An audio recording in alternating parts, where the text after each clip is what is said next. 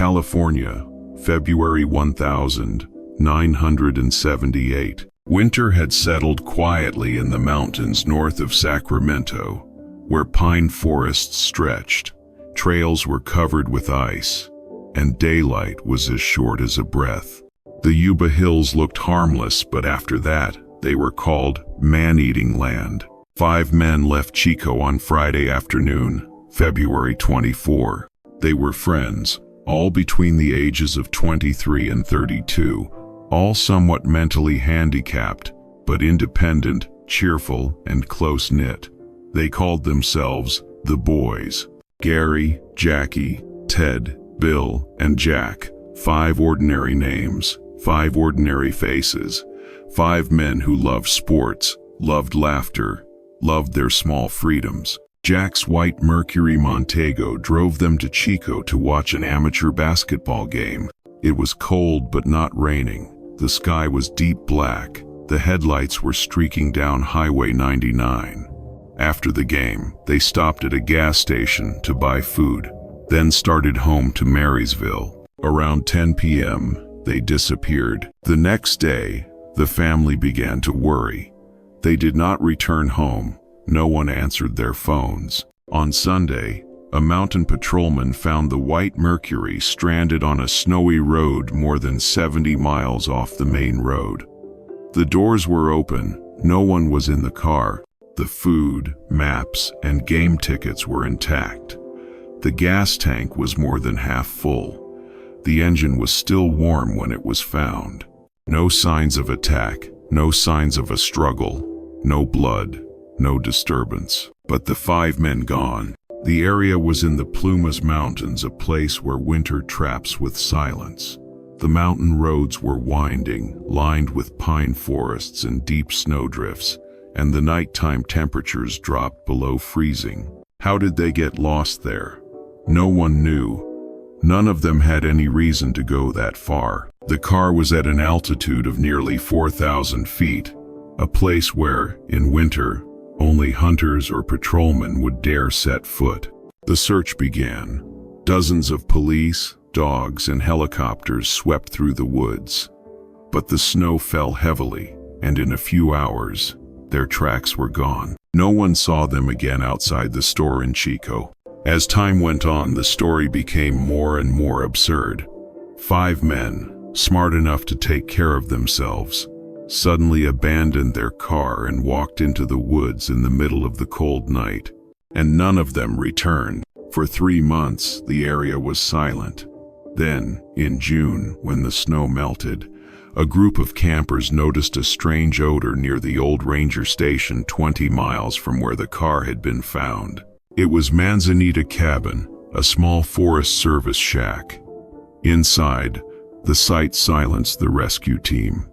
On the bed lay the body of Ted Weiher, one of the 5 missing. The room showed no signs of struggle, only signs that he had been there for a long time, 8 to 13 weeks at least. The food box was partially opened, a blanket was wrapped around his body, and there were a few half-burned candles on the table. What made everyone shudder? The house's food storage was intact, enough canned food for 5 people to live for months but untouched. There was wood in the fireplace, but it was not lit. Next to the bed, an unfinished notebook, a short pencil. It seemed he didn't know he could warm himself, didn't know he could eat, didn't know how to survive. Not far away, in the woods, the search party discovered 3 more bodies: Jackie, Bill, and Jack. They were scattered over a 10-kilometer radius, apparently trying to find their way. The last one, Gary Mathias, was never found. Only his clothes remained in the hut. No one knew what happened. They weren't attacked. No bullet holes. No signs of violence. Just fatigue, cold, and nameless fear. The police pieced together the clues. The car was stuck in the snow, but it was still running. They could have stayed, waited for rescue, but they didn't. They left the car and walked into the woods. Maybe they thought they would find a ranger station, but why go 30 kilometers in the snow, at night, with no food, no lights, no map. Some people in the area said they saw 5 figures walking down the mountain road that night, one in the lead carrying a flashlight. Some said they saw a truck behind them, but no one confirmed it. Theories abounded. Some people thought they were being chased. Others believed they saw something that scared them. Some thought they misheard a cry for help and got lost. It was all absurd, but everything about this case was absurd. 5 people, the same direction, the same friends, the same joy, and then, together, they went into nothingness. The media of the time called them the American Dyatlov Pass. But there were no high mountains, no extreme snowstorms, no signs of the supernatural. There was only one thing: the silence of reason.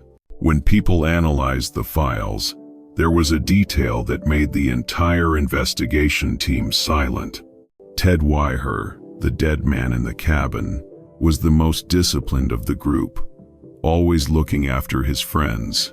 He had a watch, a calendar marking the days. But in the fragmented diary entries found, there was not a single line describing hope. Only numbers counting the days, then nothing. He had lived for more than 60 days in the dark, with food right next to him, but not touching it. Maybe he was waiting for someone to return. Maybe he believed they would return together. The death was not violent, not sudden, but slow, day by day, as the willpower faded with the last light of the flashlight. Investigators closed the case in 1979. There was no crime, no conspiracy, no explanation. There was only one conclusion: death by misadventure, death by getting lost in the harsh environment. But no one who had been to the scene believed it. They all said the same thing. No one walks 30 kilometers in the snow at night without a reason. 40 years later, the area is still avoided by locals. When the snow melts, people still occasionally find old items: a soda can, a piece of car plastic, a few coins, as if the forest still holds their memories. Every winter, the wind blows through the canyon, creating a long rumbling sound, like the distant sound of an engine, the sound they last heard on the night of February 24. No one knows what drove the 5 men off the road home, only to find themselves dead in silence. Maybe it was confusion, maybe it was fear, or something only they heard. The case is closed, but the mystery is not. Because Yuba County doesn't kill anyone, it only keeps those who enter without understanding where they are. And there, in the snow, the 5 men still walk, in no direction. They haven't disappeared, they just haven't been found.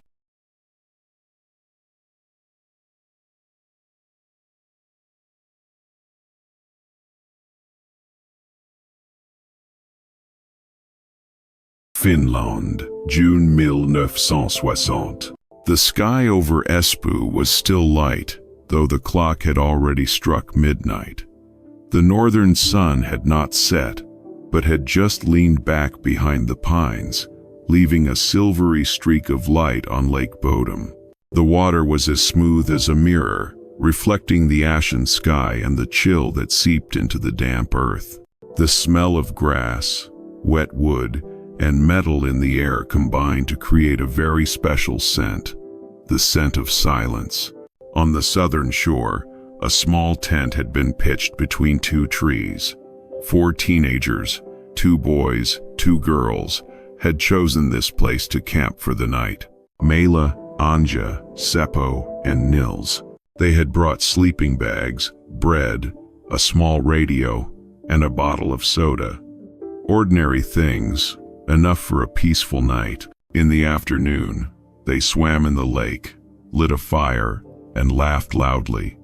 The sky was clear, the wind was light. There was no sign of disruption. The night passed slowly. The northern lights never completely faded, blurring the line between night and day. Perhaps it was in that in-between space where everything was half real and half dream that something approached the tent. Early in the morning, a man rowed across the lake. He saw the tent tilted, its fabric torn. As he approached, the scene appeared like a photograph with its edges burned. Inside, 3 young men lay motionless. The fourth, Nils, lay on the ground, his face bruised, his cheekbone broken, his lip torn, his clothes soaked in blood, but still breathing. The tent had been stabbed dozens of times from the outside.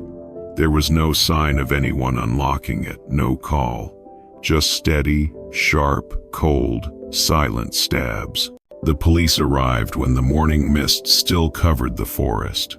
They walked carefully, set down their measuring tapes, took pictures. The dim light filtering through the pine needles reflected off the torn tent fabric, like shards of broken glass. Everything was wrong, yet strangely perfect. No clear footprints, no tire tracks, no clues. Nils was rushed to the emergency room. When he regained consciousness, his memory was fragmented. Vague noises, a shadow outside the tent, the dim light through the fabric. Then darkness. He had no idea what had happened, no idea who had attacked him. The police asked questions. The doctor took notes. The journalist waited. All the answers vanished into thin air. Lake Bodom, a peaceful place in the cold land, suddenly became the focus of fear. Finland was considered a peaceful country. Crime was so rare that the police sometimes only directed traffic. And now, in the middle of summer, in the middle of a quiet forest, a brutal crime had occurred. Newspapers flocked to Espoo. The first pictures spread. Torn tents, flat lake, white mist. The images were so cold that viewers felt the wind blowing through their collars. The police reconstructed the scene. It all happened between 4 a.m. and 6 a.m. No screams were heard, no signs of a violent struggle.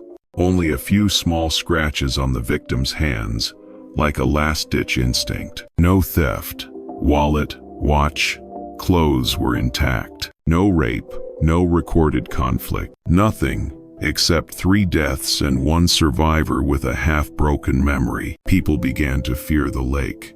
Children did not dare to approach. Fishermen moved to the dock. Houses around the area lowered their curtains at night. The flat lake still reflected the clouds, but in the eyes of people, it had become a mirror of confusion. The investigation lasted for months. All leads led to dead ends. A forester said he saw a tall figure dressed in dark clothes around the lake that night, but could not remember the face. A woman said she heard a faint scream echoing in the mist, but could not tell from which direction. A man said he saw a strange car parked on the main road, but couldn't remember the license plate. The police checked hundreds of people, from former prisoners to hunters to retired soldiers. No one fit, no evidence, no motive.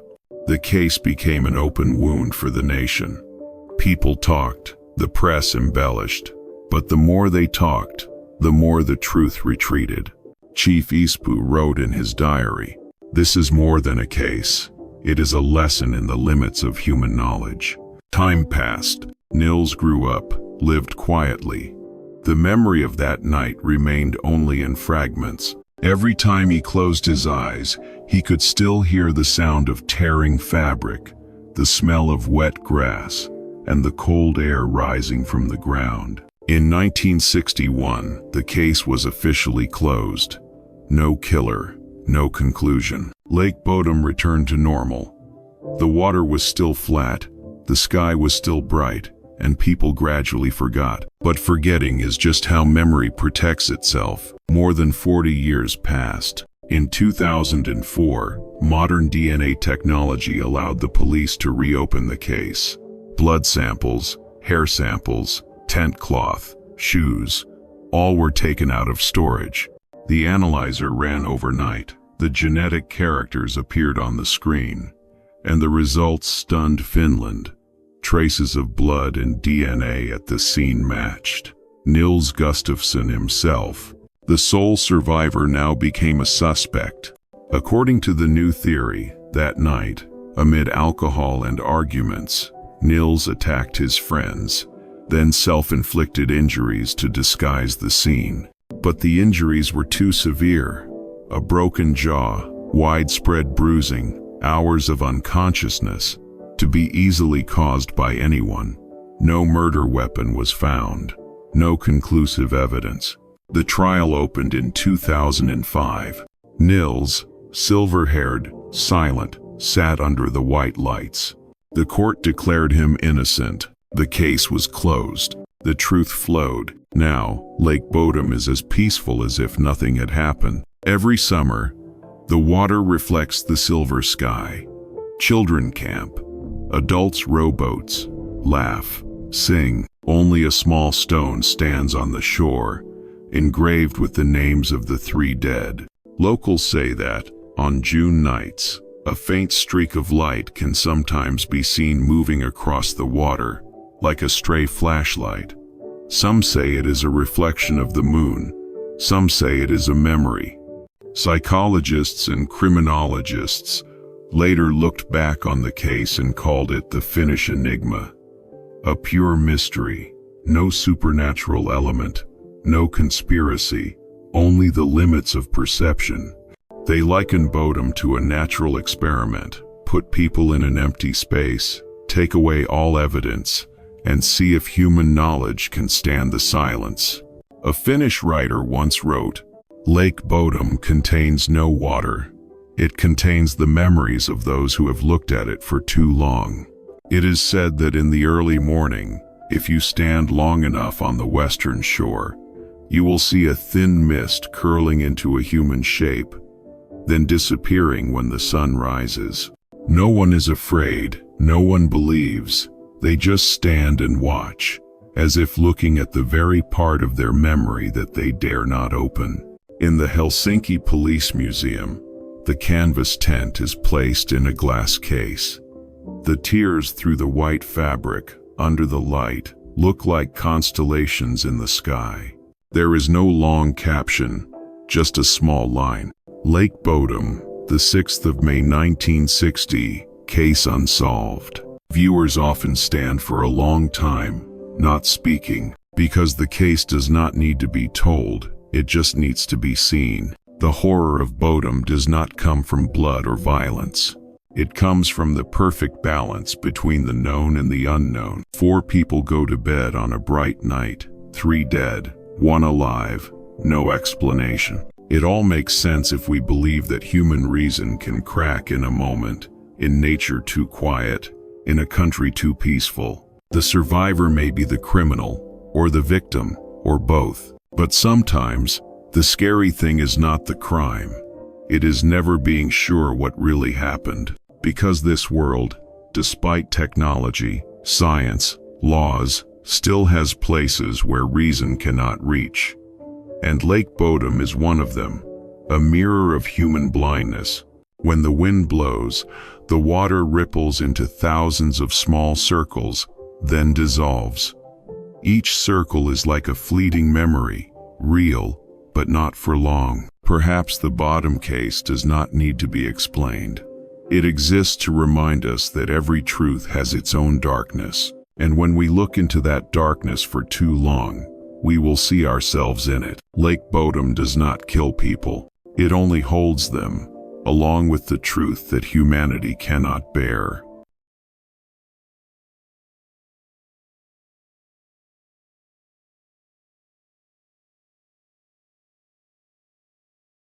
California, February 1994. A cold, quiet night settled over Riverside. The hospital buildings were bright white in fluorescent lights.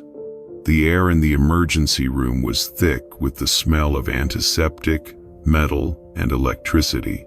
A normal day in the American South, until she was brought in. Gloria Ramirez, 31 years old. An ordinary woman living in a small apartment with terminal cervical cancer. At 8:15 p.m., she was taken by ambulance to Riverside General Hospital. Symptoms: shortness of breath, rapid heart rate, and a sharp drop in blood pressure. Doctors rushed in to treat her, attach electrodes, and inject heart medication. Everything went as it had in thousands of other cases. But just a few minutes later, the emergency room became the epicenter of an unprecedented medical mystery. The nurse inhaled something strange when she removed the patient's gown. A sweet, fruity smell mixed with metal. She leaned in to insert the breathing tube, then felt dizzy. A doctor nearby noticed the smell, like ammonia, strong, cold, indescribable. When blood was drawn, a strange substance appeared in the syringe, a grayish-yellow color, with tiny crystals floating. A moment later, the nurse collapsed. Then a second, then a third. The hospital was in chaos. A head doctor called for evacuation, but no one understood what was happening. An invisible chemical smell spread, cold, heavy, with no identifiable source. People left the room, falling into the hallway. 23 medical staff were admitted. The emergency room was sealed off. Gloria's body lay motionless on bed number 8. Her heart stopped beating 8 minutes later. At 8:50 p.m., she was pronounced dead. Riverside was silent. The press called her the Toxic Lady, a name that sounded like something out of a novel, but it was the official record of a public hospital. No one understood why a cancer patient's body emitted toxic gases that caused dozens of people to collapse. A special chemical disposal team was sent in. They wore tight protective gear and sealed the emergency room. All medical equipment was destroyed. The body was placed in an isolation bag and placed in an airtight steel coffin. The morgue was 30 kilometers away. The autopsy was postponed for 6 days. When the bag was opened, the chemical smell was still there. The forensic doctor wrote, "The body had a strange layer of oil. The blood turned brown, and the smell was strong. They took tissue, gas, and blood samples. The results: no familiar toxins, no arsenic, no cyanide, no radioactive substances." The media was all over the place. People talked about biological weapons, military waste, experiments gone wrong. Some said Gloria worked near the March Air Force Base and was exposed to the leak. Someone told her she was using a folk remedy containing dimethyl sulfoxide, DMSO, to relieve pain, a substance that was banned because it can cause a severe reaction when exposed to oxygen. Chemists got involved. They analyzed samples from her clothes, skin, and the air in the emergency room. The results left everyone speechless. The samples contained traces of dimethyl sulfone and dimethyl sulfate, two compounds that only form when DMSO is exposed to oxygen and high heat. The room temperature, combined with the electric shock to her heart, could have caused a chain reaction, turning the folk painkiller in her body into a highly toxic gas. No one believed it, but no other theory seemed plausible. The incident was classified as mass toxic exposure. Riverside case #94. 23 people were poisoned, 5 of whom required long-term hospitalization. No one died, but many never forgot the smell, a cold, sweet, unnameable smell. Gloria's body was buried nearly 2 months later. Her family was not allowed to see her face for the last time. She lay in a steel coffin, under the dry California soil, surrounded by a fence. No funeral, no goodbyes, just a small headstone, engraved with her name and birth and death years. 1960, 1994. Years later, people still talked about that night in Riverside. No one remembered the time, only the feeling. The cold air, the pale blue fluorescent light, the sirens and the gasps of the fallen. A moment of medical legend. Scientists later replicated the phenomenon in the lab, The reaction of DMSO under high heat conditions can produce DMSO2, which then turns into dimethyl sulfate, a toxic gas, causing lung burns and fainting in just seconds. But they also admit that for that reaction to occur in the human body, a series of extremely rare conditions are needed: concentration, pressure, electricity, the time, as if the whole universe conspired to make the impossible happen. From a scientific perspective, the incident was a rare physiological chemical accident. But from a human perspective, it was a chilling metaphor. When the body becomes a laboratory, and life becomes the ultimate chemical reaction. One night, amid white lights and bright brick walls, an ordinary woman died, leaving behind something no one could grasp.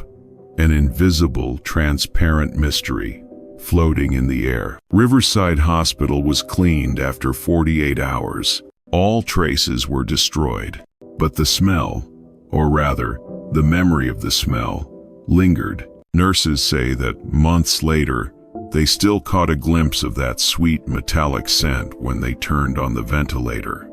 Maybe it was a hallucination, or maybe it was true. A doctor said that the light in room number 8 always seemed to flicker during the night shift. No one wanted to mention her name, but everyone remembered that smell. Gloria Ramirez, the woman who lived quietly, died quietly, became the subject of hundreds of articles, documentaries, and scientific studies. She was not a criminal, nor was she anyone's victim. She was just proof that death sometimes does not need human hands. It comes like a wrong equation in the body, a reaction that does not repeat. And the most frightening thing is not the poison gas, but the invisibility. The thing that made the whole room collapse had no color, no shape, no trace. The evil here does not come from intention, but from randomness. Something that makes people feel smaller than a speck of dust. In 2012, the Toxic Lady file was transferred to the National Archives. A thin piece of paper with the last line: cause of death, cardiac arrest due to cancer complications, circumstantial anomaly unresolved. 20 years later, medical students read it again, unable to believe that this had ever happened.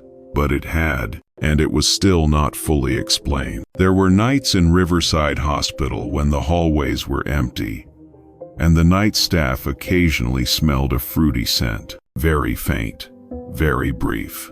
A scent that was not frightening, just a reminder that something had happened here and no one should forget.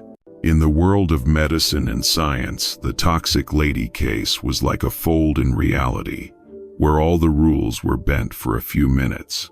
An ordinary woman became a chemical phenomenon, then a mystery. The truth may be in a chemical formula, or it may not be anywhere, because sometimes death leaves no trace. Only smell remains, the one thing that human memory cannot erase.